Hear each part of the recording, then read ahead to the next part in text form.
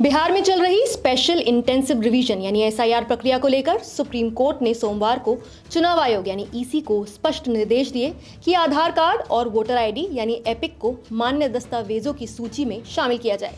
Court ने EC के इस फैसले पर सवाल उठाए कि क्यों केवल आधार और एपिक कार्ड को ही स्वीकार्य दस्तावेजों की सूची से बाहर रखा गया है, जबकि कोई भी दस्तावेज फर्जी हो सकता है। कोर्ट ने सवाल उठाया, कल को 11 में से कोई भी दस्तावेज फर्जी निकलेगा तो फिर?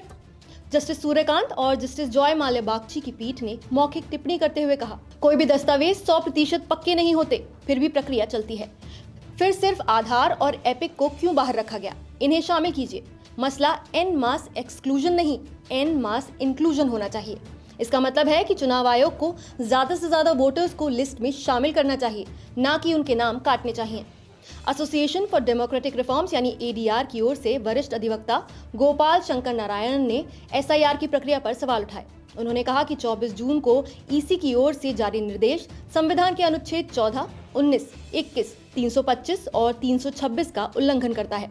साथ ही रिप्रेजेंटेशन ऑफ पीपल एक्ट 1950 और रजिस्ट्रेशन इलेक्टर्स रूल 1960 के तहत तय प्रक्रिया से भी अलग है।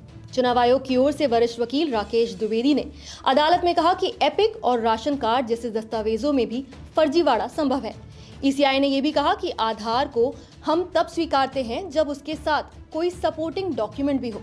ईसीआई ने बताया कि राज्य में शहरी पलायन, जनसंख्या बदलाव और 2 दशकों से गहराती वोटर लिस्ट की समस्याओं को देखते हुए ये विशेष संशोधन जरूरी है और आयोग को संविधान के अनुच्छेद 324 और आरपी एक्ट की धारा 21(3) के तहत ये अधिकार है।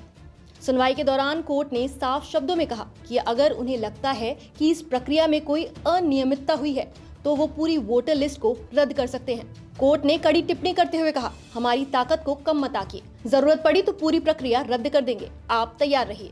सुनवाई में याचिकाकर्ता ने ड्राफ्ट लिस्ट जारी होने पर रोक लगाने की मांग की थी, लेकिन कोर्ट ने इसे अस्वीकार कर दिया। कोर्ट ने कहा कि ये केवल ड्राफ्ट लिस्ट है और अंतिम सूची बनने से पहले कोई भी नागरिक आपत्ति दर्ज करा सकता है। हालांकि आज की सुनवाई अधूरी रह गई क्योंकि पीठ को मुख्य न्यायाधीश के साथ बैठक में जाना था।